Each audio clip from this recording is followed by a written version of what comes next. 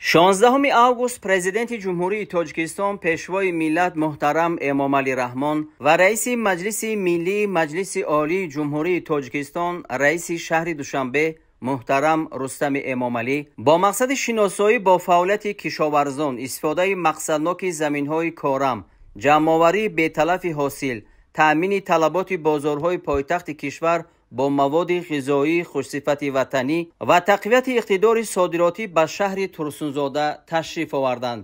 Нахуст сарвари давлат аз заминҳои шолӣ ки баъд аз ҷамъоварии ҳосили гандум дар кишти такрорӣ парвариш меёбад дидан намуданд. иттилоъ дода шуд ки имсол дар шаҳри Турсунзода дар майдони 5200 гектар шолӣ киш карданд ки аз ин 4000 гектараш кишти такрорӣ мебошад. тавре аён гардид нашунамои шолӣ хуб буда ҳосилнокии интизорӣ аз ҳар гектари он 65 сентнерӣ мебошад. дар маҷмӯъ кишоварзони шаҳр мақсад доранд ки имсол зиёда аз 40000 тонна ҳосили хушсифати шолӣ ҷамъоварӣ карда дар баробари таъмини талаботи дохилӣ ҳамзамон содироти онро ба хориҷи кишвар низ ба роҳ монанд. дар идомаи боздид пешвои миллат муҳтарам Эмомалӣ Раҳмон бо фаъолияти хоҷагӣ, деҳқонӣ, ангури сомон шинос гардиданд. иттилоъ дода шуд ки хоҷагии мазкур дорои 500 гектар тогзор буда дар он вобаста ба шароити созгори иқлим навъҳои гуногуни ангур ки бештар барои содирот ва истеҳсоли мавиз нигаронда шудааст парвариш ёфта ҳамасола аз он ҳосили фаровону хушсифат ҷамъоварӣ карда мешавад. имсол ҳосили ангур дар тогзори хоҷагӣ фаровон буда аҳли заҳмати он мақсад доранд ки зиёда аз 20000 тонна ҳосили аълосифати ангур ҷамъоварӣ карда дар баробари таъмини фаровонӣ дар бозори дохилӣ ҳамзамон 10000 тоннаи онро ба хориҷи кишвар содир намоянд. инам як беҳишти рӯи замин, инам меҳнати деҳқон кор ки кардӣ манам хеле ҳосилам ба даст меорам. ризқи рӯзии мардуми Тоҷикистон, хонаи ободи ҳар як оилае ки заҳмат мекашад. чанд республикаро ангур қатъиян мева қати таъмин мекунад обрӯи давлати тоҷико. аз куҷо? аз Тоҷикистон. ин боиси ифтихор. ба сарвари давлат муҳтарам Эмомалӣ Раҳмон иттилоъ доданд ки майдони умумии тогзор дар шаҳри Турсунзода 5300 гектар буда тогпарварон аз он соли 2024 зиёда аз 32000 тонна ангур ба хориҷи кишвар содир намуданд. бо назардошти ҳосили фаровон имсол тогпарварон мақсад доранд ки ҳаҷми содироти ангурро ба хориҷи кишвар ба 40000 тонна расонанд.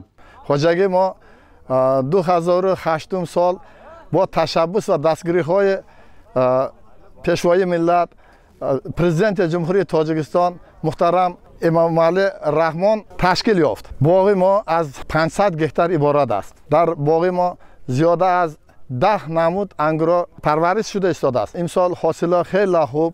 ҳозир асосан боғи мода ангури ҳусайни сиёҳ, ғалаба, шоҳона, ангури нави президенти ва дигар навъҳо парвариш шуда истодааст. солҳои охир мо як чиза ба ҳаракат карда боғи васеъ карда истодем.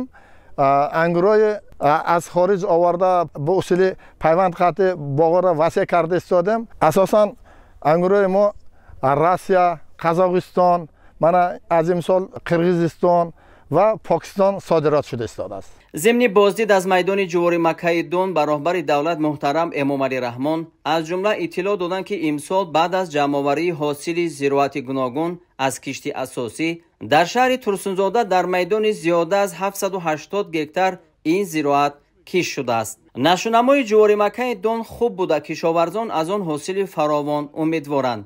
дар фароварди боздид аз шаҳри Турсунзода сарвари давлат муҳтарам Эмомалӣ Раҳмон ба хоҷагии деҳқонии ҳоҷӣ Неъмат ки асосан ба тогпарварию ниҳолпарварӣ машғул аст ташриф оварданд.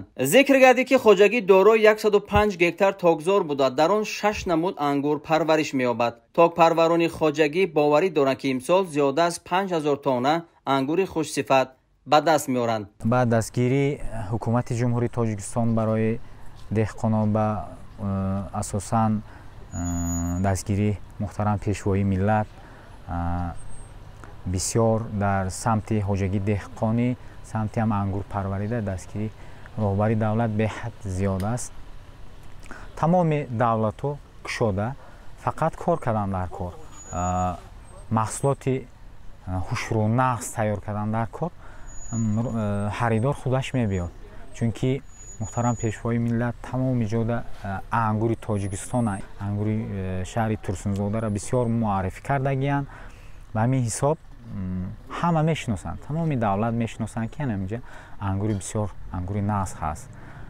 мо фақат мо ҳушсифату ҳамон ангури нағз тайёр кунем, харидор худашон мебиёд. хоҷагӣ барои нигоҳдории 1200 тонна ангур сардхона низ дорад ки барои захираи ангуру дигар меваю сабзавот ва пешниҳод ба бозор дар 4 фасли сол пешбинӣ шудааст.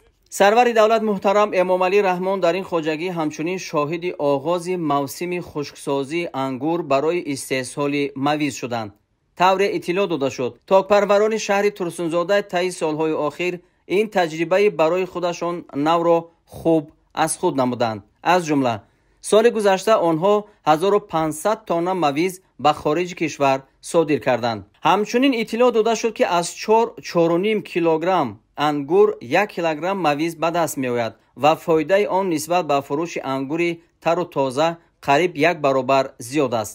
дар маҷмӯъ аз иттилоъи расмӣ бармеояд ки кишоварзони шаҳри Турсунзода дар афзоиши истеҳсоли маҳсулоти ин соҳа татбиқи амалии барномаи рушди соҳаи боғу токпарварӣ ва ситруспарварӣ дар ҷумҳурии Тоҷикистон барои солҳои 2025-2029 ва таъмини амнияти ғизоии кишвар саҳми намоён доранд.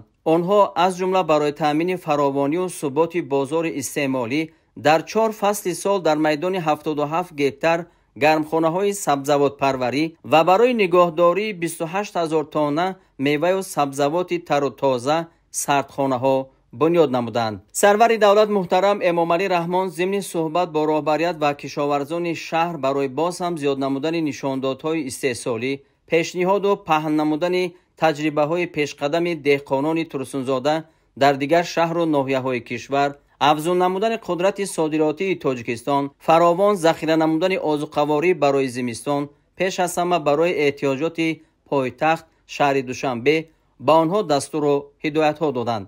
таъкид гардид ки бо мақомоти масъули шаҳри Душанбе барои таъмини фаровонию субот дар бозори истеъмолӣ ва захираи озуқаворӣ барои ҳамаи фаслҳои сол ҳамкорӣ босамар ба роҳ монда шавад.